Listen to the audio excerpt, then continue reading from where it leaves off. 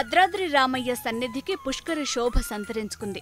రాష్ట్రం ఏర్పడ్డాక మొట్టమొదటి పుష్కరాలు కావటంతో ప్రభుత్వం ప్రతిష్టాత్మకంగా తీసుకుంది. మరికొద్ది రోజుల్లో ప్రారంభమయ్యే ఈ వేడుకలను ఘనంగా నిర్వహించేందుకు అన్ని ఏర్పాట్లు చేస్తోంది. గోదావరి తీరంలోని పుణ్యక్షేత్రాలను అభివృద్ధి చేయడంతో పాటు వసతుల కల్పనకు భారీ ఎత్తున నిధులను కేటాయిస్తోంది.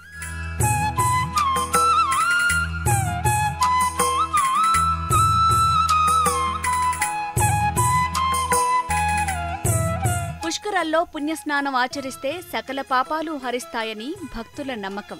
భద్రాచలంలో జరిగే పుష్కరాలకు జిల్లావాసులే కాకుండా ఇతర రాష్ట్రాల నుంచి కూడా భక్తులు పెద్ద ఎత్తున తరలిరానున్నారు. ఇందుకోసం ఒక్క భద్రాచలానికే 4.5 కోట్ల రూపాయలతో పుష్కర ఘాట్ల నిర్మాణాన్ని చేపట్టింది ప్రభుత్వం. గంటకు 10 మంది స్నానం చేసే విధంగా నదీ తీరంలో షవర్ బాత్లను ఏర్పాటు చేసింది. రహదారుల నిర్మాణం, ఆలయ పరిసర ప్రాంతాల్లో తాత్కాలిక షెడ్లు, కరకట్ట ప్రాంగణంలో బాపు బొమ్మలను ఏర్పాటు చేశారు అధికారులు. సరిహద్దు ప్రాంతాల్లో తాత్కాలిక బస్ షెల్టర్లను ఏర్పాటు చేశారు.